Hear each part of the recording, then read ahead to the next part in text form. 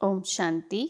आज 20 फरवरी 2022 के अव्यक्त बाबा के महावाक्य हैं, जिसकी रिवाइज तारीख 14 जनवरी 1990। इसमें बाबा ने पुरुषार्थ की तीव्र गति में कमी के 2 मुख्य कारण बताए हैं। आज ब्राह्मणों के अनादि रचता बाप दादा विशेष अपनी डायरेक्ट समीप रचना, श्रेष्ठ रचना ब्राह्मण बच्चों को देख रहे हैं। बाप दादा की अति प्यारी रचना ब्राह्मण आत्माएं हो, जो समीप और समान बनने के लक्ष्य को सदा स्मृति में रख आगे बढ़ रहे हो। तो आज ऐसी आदि रचना को विशेष रूप से देख रहे थे। सर्व तीव्र पुरुषार्थी और पुरुषार्थी दोनों की गतिविधि को देख रहे हैं। बाप दादा द्वारा मिली हुई श्रेष्ठ सहज विधि द्वारा कब तीव्र गति व कभी कम गति दोनों ही प्रकार के ब्राह्मण बच्चों को देखा। पढ़ाई, पालना और प्राप्ति सबको एक जैसी एक द्वारा मिल रही है, फिर गति में अंतर क्यों? तीव्र पुरुषार्थी अर्थात फर्स्ट डिवीज़न वाले और पुरुषार्थी अर्थात सेकंड डिवीज़न में पास होने वाले। आज विशेष सभी का चार्ट चेक किया। कारण बहुत हैं, लेकिन विशेष 2 कारण हैं। चाहना सबकी फर्स्ट डिवीज़न की है, सेकंड डिवीज़न में आना कोई नहीं चाहता, लेकिन लक्ष्य और लक्षण दोनों में अंतर पड़ जाता है। विशेष 2 कारण देखे। एक संकल्प शक्ति जो सबसे श्रेष्ठ शक्ति है, उसको यथार्थ रीति स्वयं प्रति व सेवा प्रति समय प्रमाण कार्य में लगाने की यथार्थ रीति नहीं है। दूसरा कारण वाणी की शक्ति को यथार्थ रीति समर्थ रीति से कार्य में लगाने की कमी। इन दोनों में कमी का कारण है यूज के बजाय लूज। शब्दों में अंतर थोड़ा है, लेकिन परिणाम में अंतर बहुत पड़ जाता है। बाप दादा ने सिर्फ 3-4 दिन की रिजल्ट देखी, टोटल रिजल्ट नहीं देखी। हर एक की 3-4 दिन की रिजल्ट में क्या देखा? 50% अर्थात आधा आधा। संकल्प और बोल में दोनों शक्तियों के जमा का खाता 50% आत्माओं का, 40% और व्यर्थ व साधारण का खाता 60% देखा। तो सोचो जमा कितना हुआ? ज़्यादा वजन किसका हुआ? इसमें भी वाचा के कारण मनसा पर प्रभाव पड़ता है। मनसा वाचा को भी अपनी तरफ खींचती है। आज बाप दादा वाणी अर्थात बोल की तरफ विशेष अटेंशन दिला रहे हैं, क्योंकि बोल का संबंध अपने साथ भी है और सर्व के साथ भी है। और देखा क्या? मनसा द्वारा याद में रहना है, उसके लिए फिर भी बीच बीच में प्रोग्राम रखते हैं, लेकिन बोल के लिए अलबेलापन ज़्यादा है। इसलिए बाप दादा इस पर विशेष अंडरलाइन करा रहे हैं।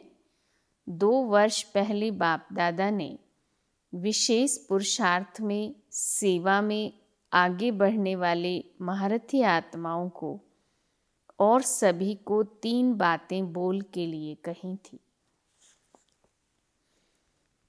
कम बोलो, धीरे बोलो और मधुर बोलो। व्यर्थ बोलने की निशानी है वो ज़्यादा बोलेगा।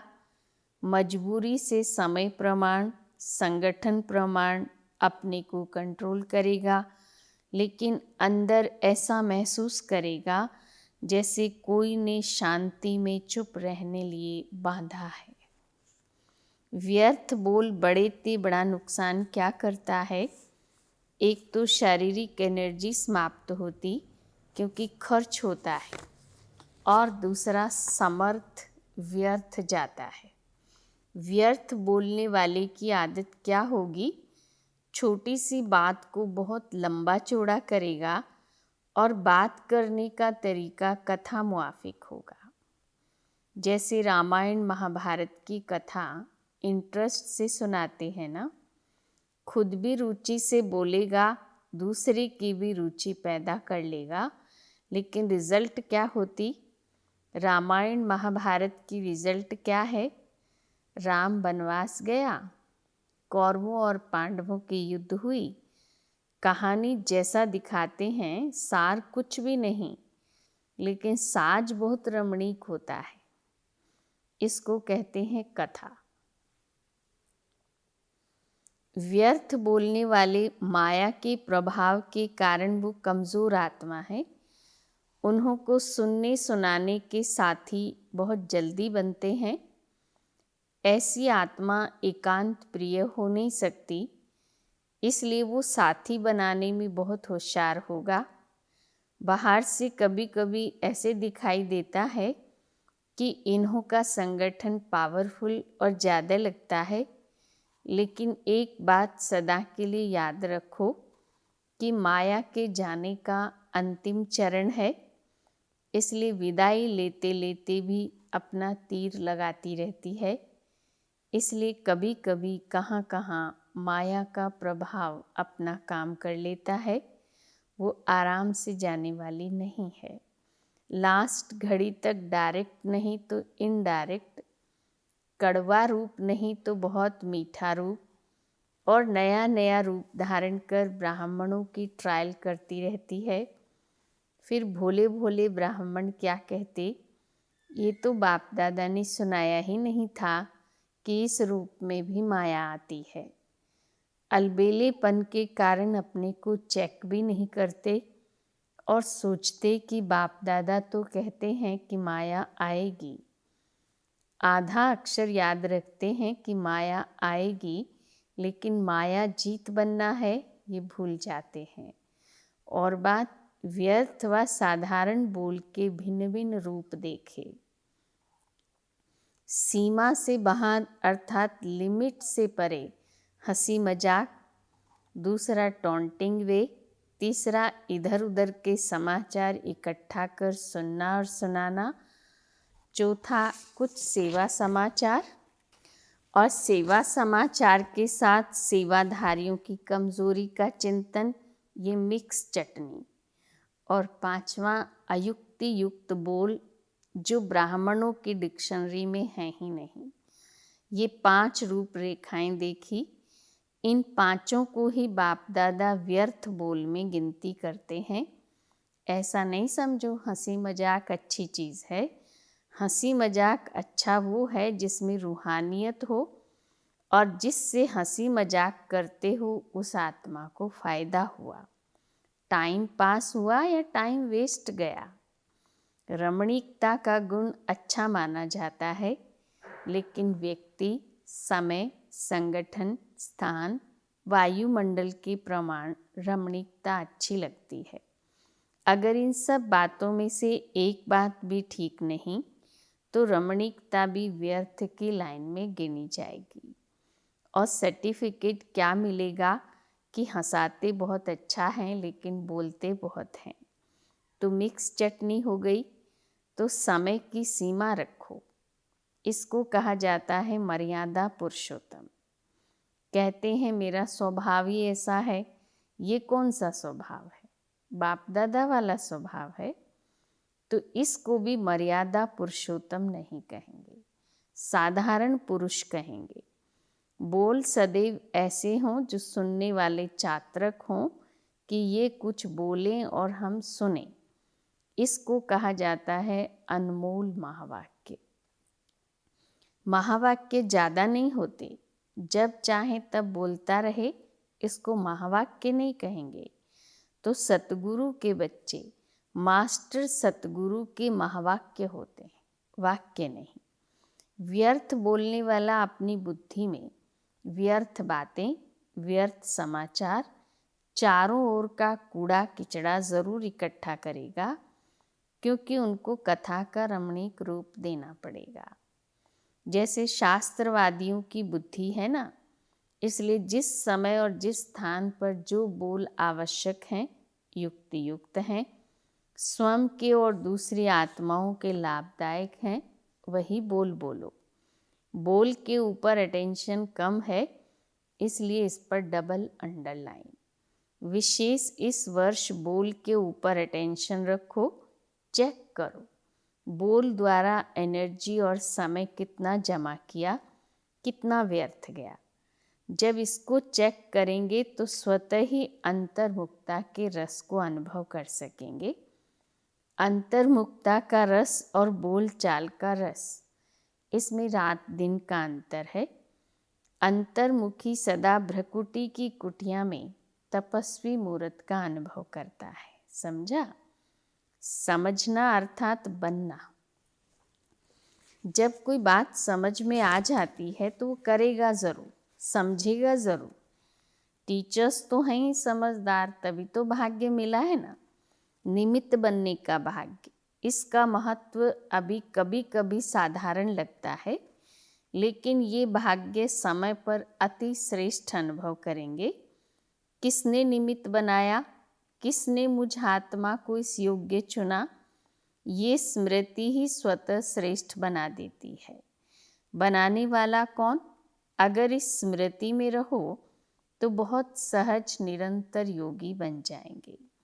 सदा दिल में बनाने वाले बाप के गुणों के गीत गाते रहो तो निरंतर योगी हो जाएंगे। ये कम बात नहीं है।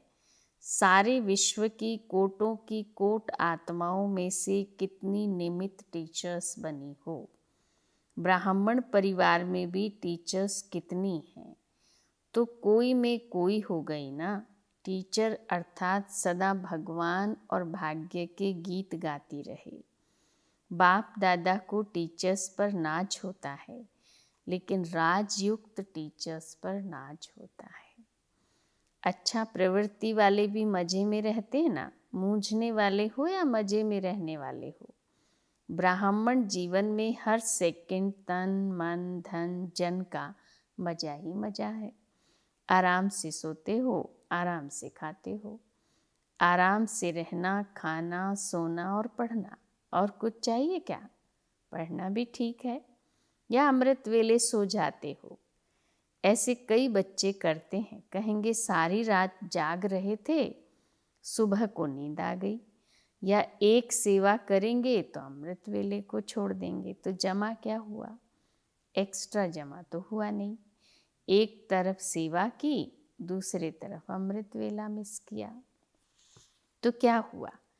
लेकिन नेमीनाथ मुआफिक ऐसे झुटका खाते नहीं बैठना। वो टीवी बहुत अच्छी होती है। जैसे वो योग के आसन करते हैं ना, अनेक प्रकार के पोज बदलते रहते हैं, तो यहाँ भी ऐसे हो जाते हैं। सोचते हैं सहज योग है ना, इसलिए आराम से बैठो। कईयों की तो ट्यून भी बाप दादा के पास सुनने में आती है। बाप दादा के पास वो भी कैसेट है, तब डबल अंडरलाइन करेंगे ना, फिर बाप दादा सुनाएंगे कि रिजल्ट में कितना अंतर पड़ा। अच्छा, चारों ओर के श्रेष्ठ लक्ष्य और श्रेष्ठ लक्षण धारण करने वाले तीव्र पुरुषार्थी आत्माओं को, सदा अपने बोल को समय और संयम में रखने वाले पुरुषोत्तम आत्माओं को, सदा महावीर बन माया के सर्व रूपों को जानने वाले नॉलेजफुल आत्माओं को, सदा हर सेकंड में मौज में रहने वाले बेफिक्र बादशाहों को बाप दादा का याद प्यार और नमस्ते। रूहानी बच्चों की रूहानी बाप को नमस्ते।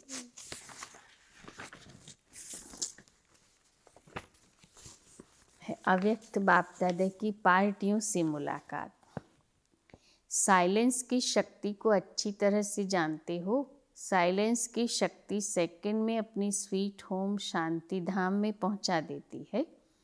साइंस वाले तो और फास्ट गति वाले यंत्र निकालने का प्रयत्न कर रहे हैं, लेकिन आपका यंत्र कितनी तीव्र गति का है, सोचा और पहुंचा।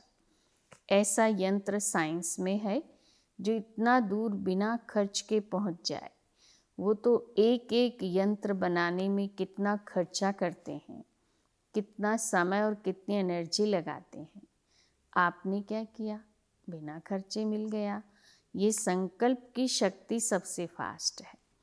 आपको शुभ संकल्प का यंत्र मिला है, दिव्य बुद्धि मिली है, शुद्ध मन दिव्य बुद्धि से पहुंच जाते हो। जब चाहे तब लौट आओ, जब चाहो तब चले जाओ। साइंस वालों को तो मौसम भी देखनी पड़ती है, आपको तो ये भी नहीं देखना पड़ता कि आज बादल है, नहीं जा सकेंगे। आजकल देखो बादल तो क्या, थोड़ी सी फागी भी होती है तो भी प्लेन नहीं उड़ सकता, और आपका विमान एवर रेडी है। या कभी फागी आती है, एवर रेडी है, सेकंड में जा सकते हो, ऐसी तीव्र गति है। माया कभी रुकावट तो नहीं डालती। मास्टर सर्वशक्तिवान को कोई रोक नहीं सकता। जहाँ सर्व शक्तियाँ हैं वहाँ कौन रोकेगा। कोई भी शक्ति की कमी होती है तो समय पर धोखा मिल सकता है। मानो सहन शक्ति आप में है, लेकिन निर्णय करने की शक्ति कमज़ोर है। तो जब ऐसी कोई परिस्थिति आएगी जिसमें निर्णय करना हो, उस समय नुकसान हो जाएगा। होती एक ही घड़ी निर्णय करने की है, हाँ या ना, लेकिन उसका परिणाम कितना बड़ा होता है। तो सब शक्तियाँ अपने पास चेक करो। ऐसे नहीं ठीक हैं, चल रहे हैं, योग तो लगा रहे हैं, लेकिन योग से जो प्राप्तियाँ हैं वो सब हैं, या थोड़े में खुश हो गए कि बाप तो अपना हो गया। बाप तो अपना है, लेकिन प्रॉपर्टी वर्षा भी अपनी है ना, या सिर्फ बाप को पा लिया वो ही ठीक है। वर्षे के मालिक बनना है ना। बाप की प्रॉपर्टी है सर्व शक्तियाँ, इसलिए बाप की महिमा ही है सर्वशक्तिवान ऑलमाइटी अथॉरिटी। सर्व शक्तियों का स्टॉक जमा है, यह इतना ही है, कमाया और खाया बस। बाप दादा ने सुनाया है कि आगे चलकर आप मास्टर सर्वशक्तिवान के पास सब भिखारी बनकर आएंगे। पैसे या अनाज के भिखारी नहीं, लेकिन शक्तियों के भिखारी आएंगे। तो जब स्टॉक जमा होगा तब तो देंगे ना। दान वही दे सकता जिसके पास अपने से ज़्यादा है। अगर अपने जितना ही होगा तो दान क्या करेंगे। तो इतना जमा करो। संगम पर और काम ही क्या है, जमा करने का ही काम मिला है। सारे कल्प में और कोई युग नहीं जिसमें जमा कर सको। फिर तो खर्च करना पड़ेगा, जमा नहीं कर सकेंगे। तो जमा के समय अगर जमा नहीं किया तो अंत में क्या कहना पड़ेगा, अब नहीं तो कब नहीं। फिर टू लेट का बोर्ड लग जाएगा। अभी तो लेट का बोर्ड है, टू लेट का नहीं। सभी माताओं ने इतना जमा किया है, शिव शक्तियाँ हो या घर की माताएं हो। शिव शक्ति कहने से शक्तियाँ याद आती हैं। किन माताओं को बाप ने शिव शक्तियाँ बना दिया। अगर कोई शक्ल आकर देखे तो क्या कहेंगे, ऐसी शक्तियाँ होती हैं क्या। लेकिन बाप ने पहचान लिया कि वो आत्माएं शक्तिशाली हैं। बाप तो आत्माओं को देखता है, न बूढ़ा देखता है, न जवान देखता, न बच्चा देखता। आत्मा तो बूढ़ी व छोटी है ही नहीं। तो ये खुशी है ना कि हमको बाबा ने शिव शक्ति बना दिया। दुनिया में कितनी पढ़ी लिखी माताएं हैं, लेकिन बाप को गांव वाले ही पसंद हैं। क्यों पसंद हैं, सच्ची दिल पर साहिब राजी। बाप को सच्ची दिल प्यारी लगती है। जो भोले होंगे उन्हें झूठ कपट करना नहीं आएगा।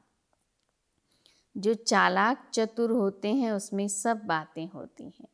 तो जिसकी दिल भोली है, अर्थात दुनिया की मायावी चतुराई से परे है, वो बाप को अति प्रिय है। बाप सच्ची दिल को देखता है। बाप पढ़ाई को, शक्ल को, गांव को, पैसे को नहीं देखता। सच्ची दिल चाहिए, इसलिए बाप का नाम दिल वाला है। अच्छा, वरदान। दृढ़ निश्चय द्वारा फर्स्ट डिवीज़न के भाग्य को निश्चित करने वाले मास्टर नॉलेजफुल भव। दृढ़ निश्चय भाग्य को निश्चित कर देता है। जैसे ब्रह्मा बाप फर्स्ट नंबर में निश्चित हो गए, ऐसे हमें फर्स्ट डिवीज़न में आना ही है, ये दृढ़ निश्चय हो। ड्रामा में हर एक बच्चे को एक गोल्डन चांस है। सिर्फ अभ्यास पर अटेंशन हो तो नंबर आगे ले सकते हैं। इसलिए मास्टर नॉलेजफुल बन हर कर्म करते चलो। साथ के अनुभव को बढ़ाओ तो सब सहज हो जाएगा। जिसके साथ स्वयं सर्वशक्तिवान बाप है, उसके आगे माया पेपर टाइगर है। स्लोगन: स्वयं को हीरो पार्टधारी समझ बेहद नाटक में हीरो पार्ट बजाते रहो। ओम शांति।